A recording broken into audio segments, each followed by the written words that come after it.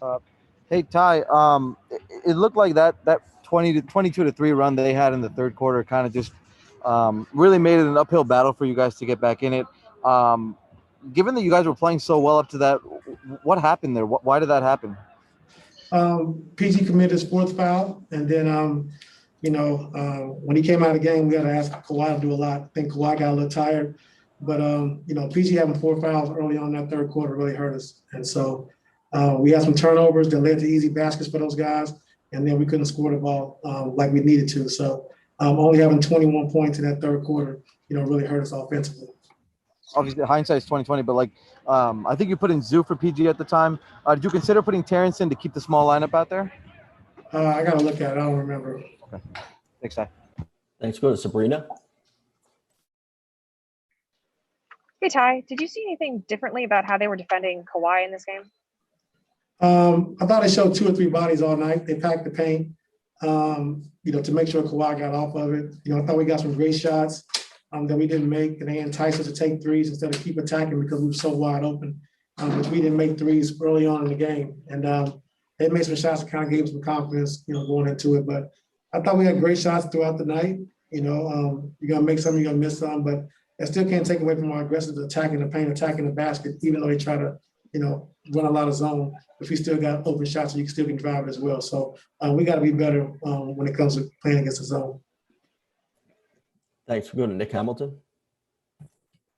Hey, Coach, obviously you've been in this situation before. So what is the message now that you're telling your team, especially coming after this loss and going back down to Dallas for Game 6? Got to win in 7 now. We'll go to Rachel. Hey, Ty. What have you learned about your team so far in this series that you can apply to Game 6 and 7? Just resiliency. I think overcoming a deficit. We got down 0-2 on our home floor, went up there and won 2 tough games. So we have to do the same thing again on I don't even know what today is, but 2 days from now, we got to come out there and do the same thing. We just got to make smart plays, can't get in foul trouble, and we just got to keep attacking. So we know what we got to do against their zone. We got open shots all night. We just didn't make early, and it kind of put us behind the 8 ball. Where would you say this team is with the sort of mental toughness to climb that kind of hill compared to some of the teams you've been on and coached? I think we're fine. We'll see in 2 days, but like I said, everybody talk about in the locker room, we're good. So we just got to clean up some things, offensively. Like I thought we got great shots. They dared, Kawhi and PG to pass the ball, which they made good passes. We didn't make shots, and we didn't keep attacking the paint. So we'll go back and look at it. We'll clean some things up, and we'll be ready to go in 2 days. Thanks, Ty. Thanks, Rachel. We just have time for a couple more. Go to Andrew. Hey, Ty, on the play where Kawhi gets the shot up the 3 in the corner, was that the shot you were hoping to get from that set? Can you walk us through the intent of that play? It was 3 shots, actually. PG over the top, Kawhi gets picked to the corner for shot, and then PG comes back off Marcus, and then Marcus goes back down and gets Reggie. So it's actually 3 shots available on that. And, I haven't watched it yet, but I think Ronald said he was open, but I don't think his feet were set quite yet. So I got to take a look at it. Thank you. Thanks. Go to Mason. Hey, Coach. What went into the decision to close most of the game with Terrence over a point guard, and what would you think of his performance down the stretch? His performance was great. We was able to switch 1 through 5. I thought he did a great job of guarding Luka, and that's how we got back in the game. We got stops, was able to get out in transition. So the biggest thing with Terrence, like I said, we had 5 guys that were switchable on the floor, and we switched 1 through 5, and all those guys did a great job on Luka down the stretch. So it was good seeing T-Man, out there and bringing the intensity, and he's brought us all season long. So it was good to see. Thanks, Coach. That's all the time we got with you tonight. All right, thank you.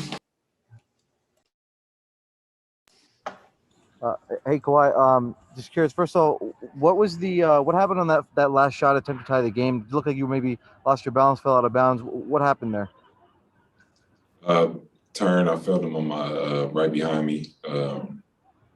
Tried to pump fake, then just was off balance pretty much. Then was leaning back, ended up shooting it. Got to do a better job. It looked like the game kind of got away from you guys with that third quarter run that they had, where it was like 20 22-3, 24-3, something like that. Yeah. What kind of caused that just snowball for them? Turnovers, missed shots. They did a good job of, making us turn over the ball, collapsing, and we just missed shots. We couldn't get nothing to go in. Thanks. Thanks. Go to Law.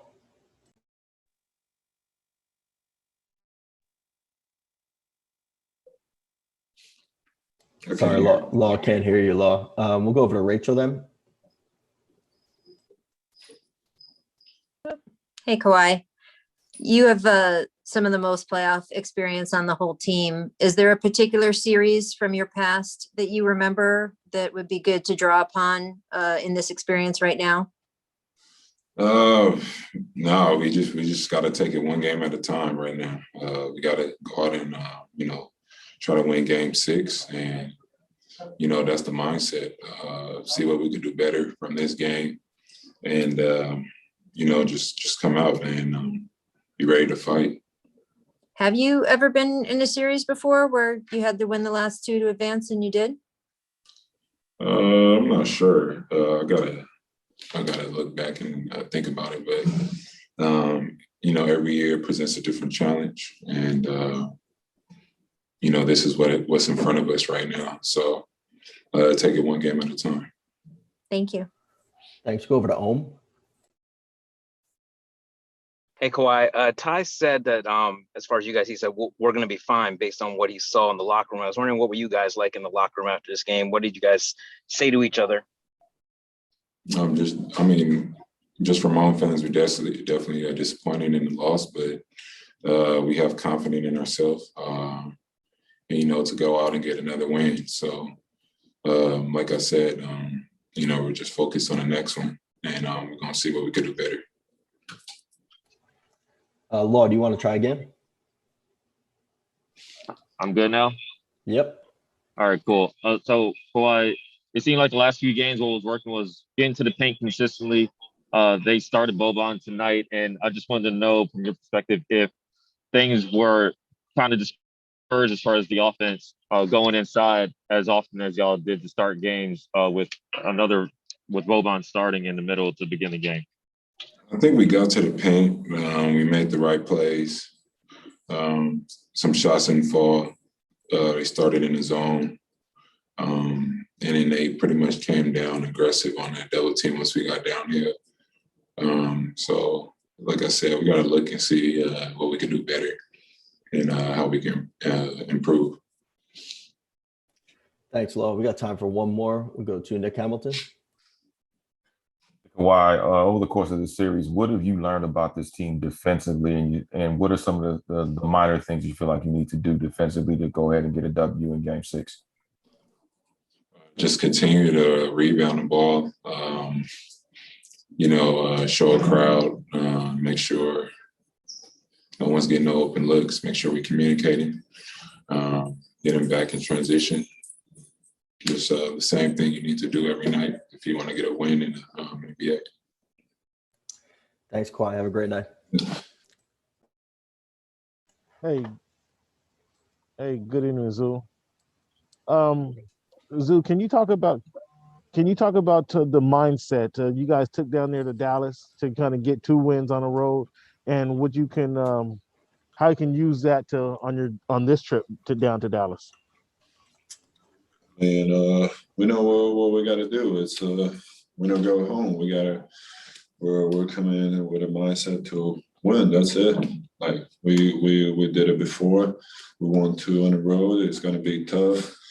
I got a packed arena, but we got to do it. We can do it. We know how to do it, and we just got to go in, start the game right, play hard, and we can do it. With that experience, do you feel you guys respond with a more urgency when your back is against the wall? For sure. This team got a lot of great players, and being down 3-2, our only choice is to win. So we're gonna respond with how we're supposed to. Thanks, Zoo. Thanks. Go over to Miriam. Hey, Zo, what can you say about Luca? Obviously, he's so involved in everything that they do, and you guys know it. And yet, even with the back, with the neck thing, like he's so effective. Like, what can you guys do, and just what do you make of his spectacular play? Can you say that question again? Just what do you guys like? What can you do against a guy that plays like that plays so free and is playing so well? I mean, we got to make it as hard as possible for him. He can score at every level, and we just got to.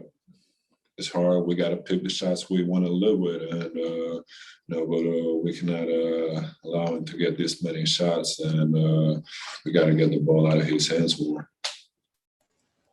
Thanks, Miriam. Go to Tomer.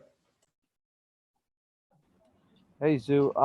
Just wondering what's the vibe of the locker room like now compared to when you guys went down 0-2? I don't know. What's it like right now?